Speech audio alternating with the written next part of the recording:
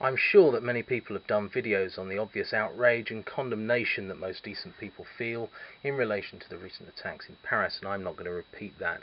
Similarly, there are people who address principles of free speech far more knowledgeably and eloquently than I can. Google some of Chris Hitchens' work on that subject for a start. What's bothering me, and many others going by the Dawkins Twitter feed in recent days, is the near ubiquitous phrase, "This has nothing to do with Islam."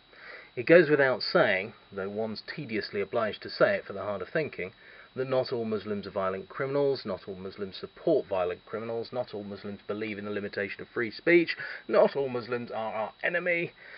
I could go on, but you have the point. I'm not even going to add a but to that. It's a regrettably necessary precursor to what I actually want to say to avoid the obvious criticism that would otherwise follow.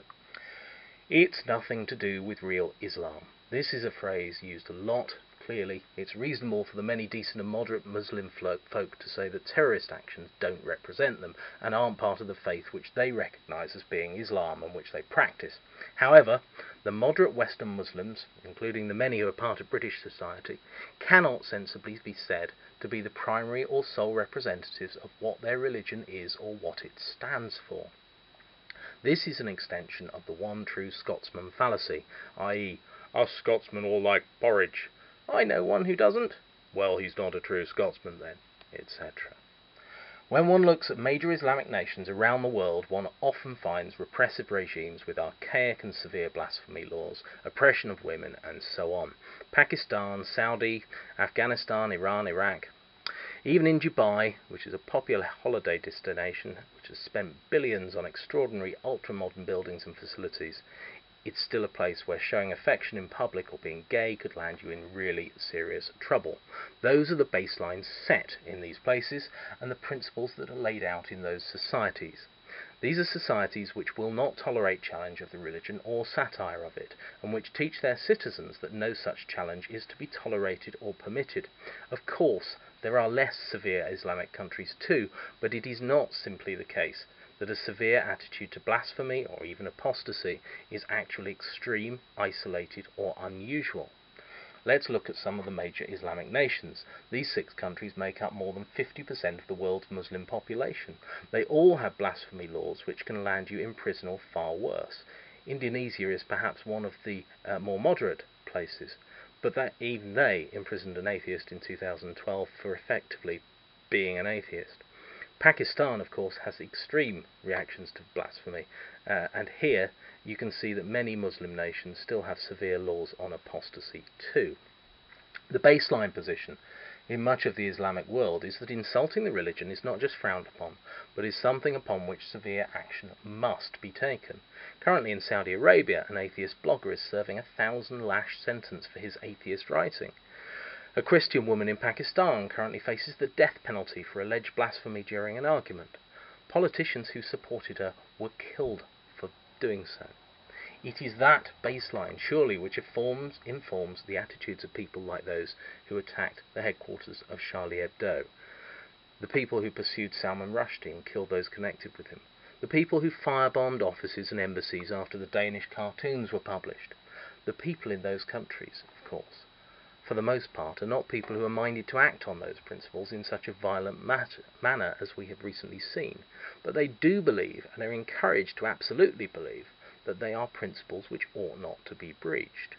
One often sees a response, even in Western countries, amidst seemingly moderate Muslim commentators, that whilst they condemn the actions of the terrorists, the cartoons ought not to have been published. That is fundamentally at odds with the Western ideals of free speech, and the impact and importance of satire and criticism in democracy should never be underestimated.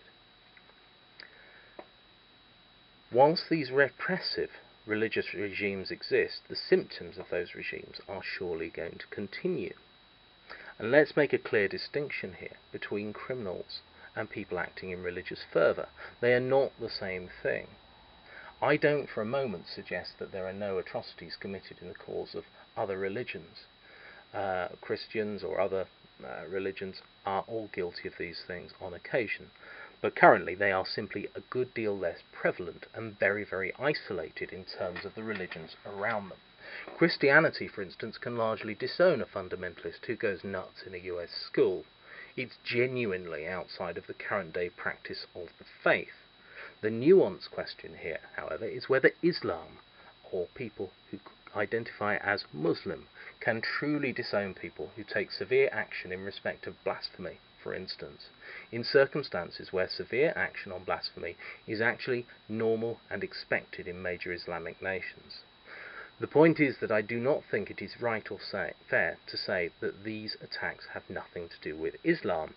It clearly is the case that these attacks are based in current-day Islamic beliefs and practices as they are understood and preached, not just in isolated extremist enclaves, but across the board in some major nations. One might, well, quite reasonably ask, given that these attackers actually shouted, "God is great," and that the Prophet had been avenged, what is it that they would have to do in order to be connected with Islam, if not that? These attacks were born, it seems to me, of the environment created and supported by Islam in the current world, in which criticism, challenge and blasphemy are not to be tolerated. This is connected with Islam, whether it's politically correct to say it or not. You can't just disown it by saying that's somebody else's interpretation, when that interpretation and the concepts that underpin it are so very prevalent. How Islam arrived at this point is an interesting discussion to have, but this behaviour and these beliefs are driven by fundamental tenets of the faith as practiced and legislated in large swathes of the Islamic world today. Death for apostasy, severe punishment for blasphemy and questioning the divine perfection of the teachings. These are the baseline set and provide the environment. It seems to me that whether it is inherent in the teachings or simply a function of cultural and historical developments, it is a religion which is currently resisting secularism far more aggressively and successfully in a modern age than one might expect. There is a risk that political correctness is preventing the evolution needed in the religion of Islam, as well as others come to that. If a religion is not challenged and criticised for fear of offence, whether out of political correctness or indeed out of fear of reprisals, then the evolution of that religion is stymied.